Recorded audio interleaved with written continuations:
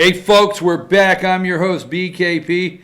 We're going to be getting out of here pretty soon because we have to get ready for instant replay with Lauren Hunter and Dave Garner, and we got to get out of the way at 9:50 on Tuesdays. Usually we do this show on Monday, but we're treating everything on Tuesday like it was Monday, right? I guess.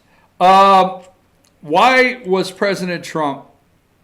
I said at the beginning of the show, I would never pay, for opposition research right now if I was a Democrat when you have all of the media doing your, and we're going to stop and do a little section on this. Let's go with number 7.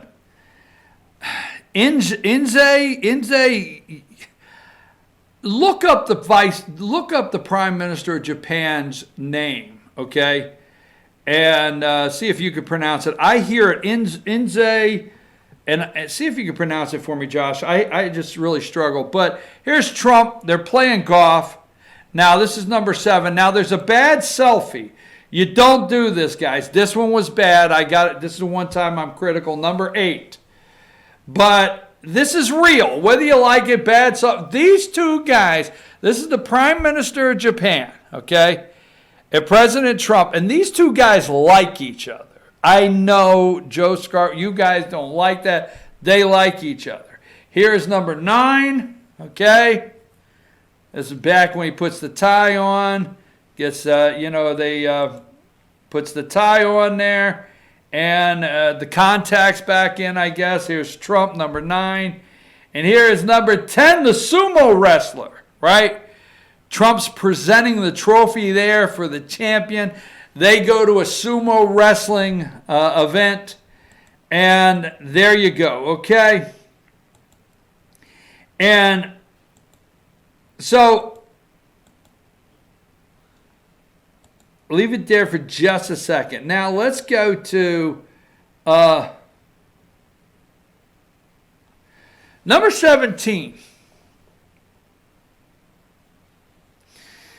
Now read the caption this morning at 6:21. Biden campaign. This is from the Biden campaign, Trump embraces dictators and tyrants, but MSNBC puts it up while alienating our closest allies, 17 are closest allies. Josh, can you show me number 8 again? Now, folks, what I would like for you to do is look up, is it Okinawa, Japan? Look up how many troops, how many American men and women are in Japan. Look up one of our closest allies, the Japanese, right? But yet, they will write things like number 17, Biden campaign, Trump embraces dictators and tyrants while alienating our closest allies. Number 18. Now remember, presidents in Japan, this is the reason they want you to believe the president went to Japan. Trump defends Kim Jong-un while attacking low IQ Joe Biden. He spelled Biden. He hit the wrong. Yeah, they're loving it. They're loving it. Now, let's go with 21. So President Trump is in Japan, and he says, I really believe that Iran would like to make a deal. Iran, no prospect of negotiating with America. Coming back to that in just a second, but he said it in Japan. Lord, I got to get to all of these, So here is number 28, a response from Biden. Campaign response to Trump's tweet. As Vice President Biden said in Philadelphia, Donald Trump embraces dictators and tyrants like Putin and Kim Jong-un while alienating our closest allies. Our closest allies, huh? Does he have responsibility for what's going on with Theresa May and Brexit? Does he have responsibility of what's going on with the tension between Brussels and Italy on the elections there in the EU? Donald Trump, he is? That is,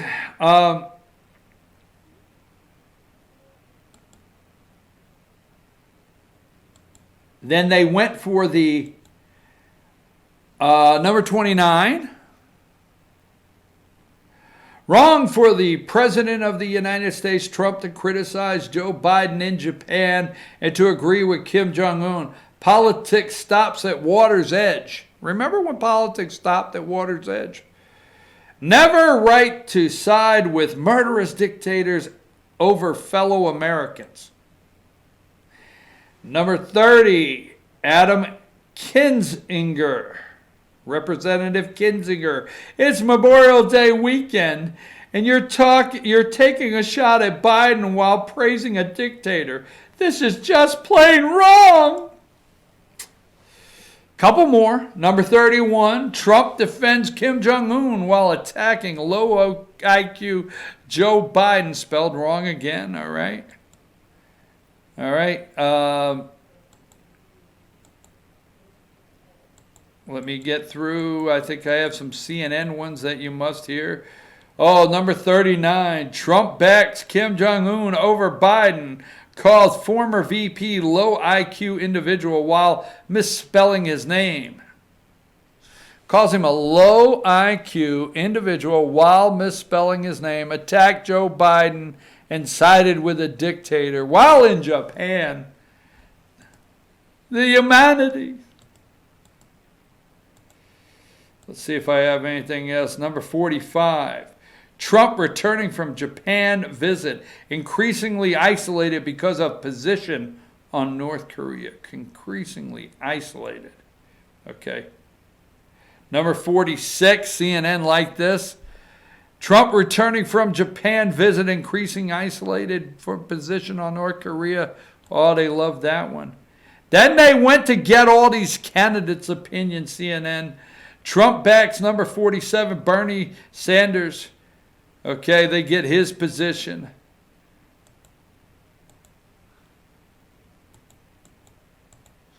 Let's go back to number 46 for a minute. Yes, the president went to Japan.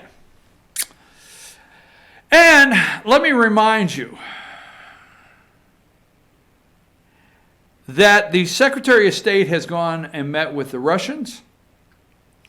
We have met with several of, stopped in Saudi Arabia. Okay. President Trump went to Japan to talk trade and what he plans to do concerning this guy here. Now, it's okay, and I don't know any of the background, but let me tell you something. It's okay that the president or what do they call the Prime Minister of Japan gets up at the podium and condemns North Korea, calls it a violation, okay? Calls it a violation of a UN resolution that he is testing these missiles still. And President Trump says, hey, little Kim there, not little Kim the singer, but little Kim, you know what? I take him at his word. He's going to do the right thing. There's a reason, media, that Trump is keeping this position. There's a media, he's siding with a dictator. Now, what is the difference of Trump coming out and trying to act and give this guy a little respect? I know you don't like that. I know you cringe. I agree. You think Trump doesn't know who he is? Do you think Trump doesn't know Kim Jong-un and he's a dictator and his people are starving? His people are treated like dogs, absolute dogs in this country. Right? You think he doesn't know that? You think he doesn't know what he's doing? But no, the media has just the lowest respect for our President of the United States while he's in Japan. And what do? They ask him the questions. The media, they never talk about it. They ask him the questions about low IQ Joe Biden. And this guy says he's low IQ. Yeah, he's low IQ. Read the Trump. If you ask him, he's low IQ. Yeah, he's Sleepy Joe. Nobody talks about the failure of Biden that wants to be president. Biden's been in Washington, D.C. for 40 years. Now he wants to fix things. Nobody talks about the failure of Biden and Obama with North Korea. Nobody talks about the failure of George W. Bush, all right, and Dick Cheney for 8 years with North Korea. Nobody talks about the failure of Bill Clinton, Madeleine Albright, and Al Gore in North Korea. We'll just stop there. Nobody talks about those failures. Nobody talks of what was left on Donald Trump's desk. Now, I don't believe anything that comes out of Barack Hussein Obama's mouth, but let's just say there was a statement that is true. He told Donald Trump, what'll keep you up at night is North Korea, right? Trump knows what he has to do here. Trump has warned China. He's went over there to talk to the Prime Minister of Japan, assured them, he's assured South Korea that he's not going to let this guy get out of hand. But you got to let me handle this. You could get out. Japan, you could say you're not happy. South Korea, you could say you're not happy with him testing. You got to let me handle this. You have no choice. Trump is over there doing what he has to do. All the media knows is he was on foreign soil and he called Joe Biden a low IQ and he took up with a dictator. Okay, that is stronger than the 24 failed years. All right, I got to get out, and I wanted to do this. Look at number 3. Number 3.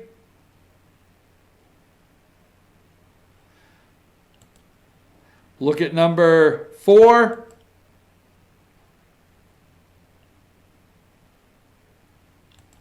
Stay with me just a second.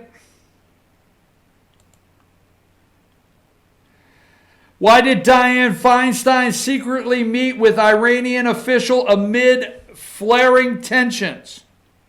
Okay? This is from 2019, May 13th. Senator Marco Rubio sent a letter Monday to Attorney General William Barr for asking him to investigate whether former Secretary of State John Kerry violated federal law by continuing to meet with Iranian officials after leaving office. Feinstein, Kerry, we have people going around the world telling these people, evil dictators, the number one support of terrorism, Iran. Now, they talk about this dictator, Kim Jong-un, and they go after our president of the United States because Joe Biden was called a low IQ whatever. But they leave totally alone the country on the face of the earth that took 50 hostages, the country on the face of the earth that we had to give all their money back plus interest before they let our other hostages go, illegally, ransom, the country on the face of the earth that developed a nuclear technology that has helped North Korea, oh my God, has helped North Korea and has helped others with nuclear technology that signed a phony nuclear agreement, the country of the world that has killed Kim Jong-un might be killing his own people. And yes, he killed Otto Warmbier. I don't want to argue that. But the country that has killed 5,000, if not more, of our men and women in Iraq, the country that is solely responsible for funding, when I say the largest funding mechanism for world terrorism, Iran, when that all happens, it's okay if we have Americans off our soil going and disrespecting our President of the United States and saying, just wait, Donald will be gone in a couple years. Well, I'm going to end the show with letting you know I don't think Donald will be gone in a couple years for the simple reason is black American voters are going to vote for, black African Americans are going to vote for him. Okay? All right? He is winning. They have nothing but climate change.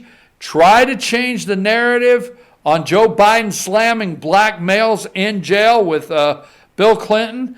Try to change everything they can and throw everything because they've got nothing. They've got nothing. I'm your host, BKP. Let me get out.